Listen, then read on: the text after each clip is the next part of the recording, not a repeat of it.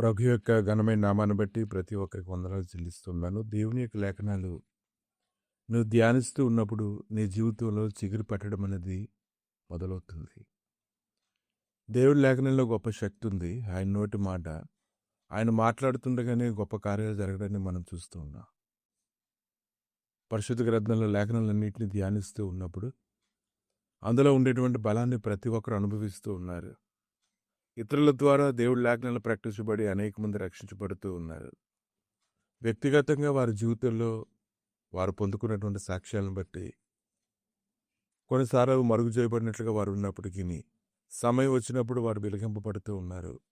వారి జీవితంలో దేవుడు చేసినటువంటి కార్యాలను బట్టి సంతోషించేటువంటి వారు ఎంతోమంది ఉన్నారు.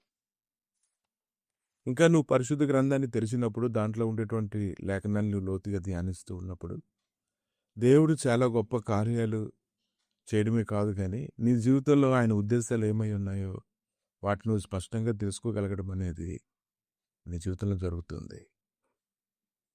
సాధారణంగా చదువుకునేటువంటి అలవాటు ప్రకారంగా వాడుక చొప్పున చదువుకునేటువంటి దేవుడి లేఖనాలు హృదయపూర్వకంగా చదివేటువంటి వారి జీవితంలో గొప్ప వెలుగుని తీసుకుని వస్తూ ఉంటాయి.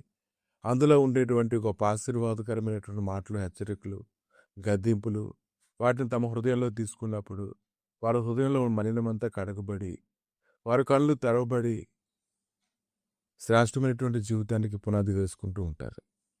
మత్తయి సువార్త 5వ అధ్యాయము 13వ వచనం నుండి కొన్ని వచనాలు చూసినప్పుడు, మీరు లోకమునకు ఉప్పై ఉన్నారు. ఉప్పు నిస్సారమైతే దేనివల్ల సారం పొందును?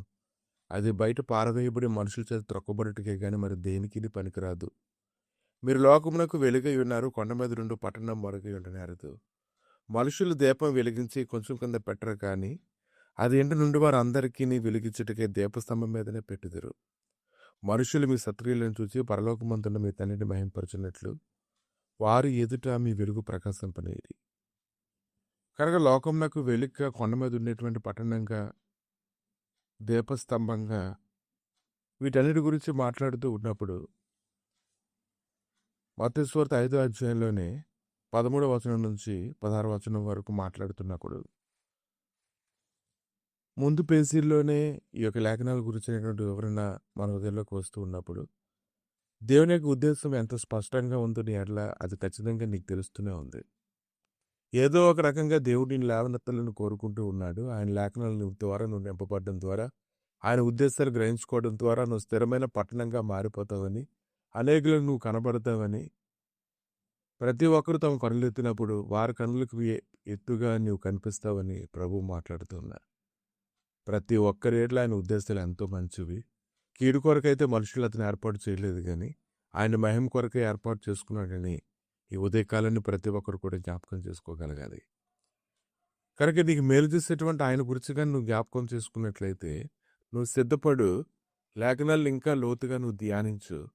దివారాత్రులు దాన్ని హృదయంలో పెట్టుకొని నీ కనులు వెలిగింపబడినట్లుగా, నీ హృదయం మండబడినట్లుగా నువ్వు సిద్ధపడినట్లయితే దేవుడు నీ జీవితంలో ఆయన ఉద్దేశములన్నీ గ్రహించుకునేలా చేసి కృప చూపించడానికి ఆయన శక్తిమంతుడిగా ఉన్నాడు.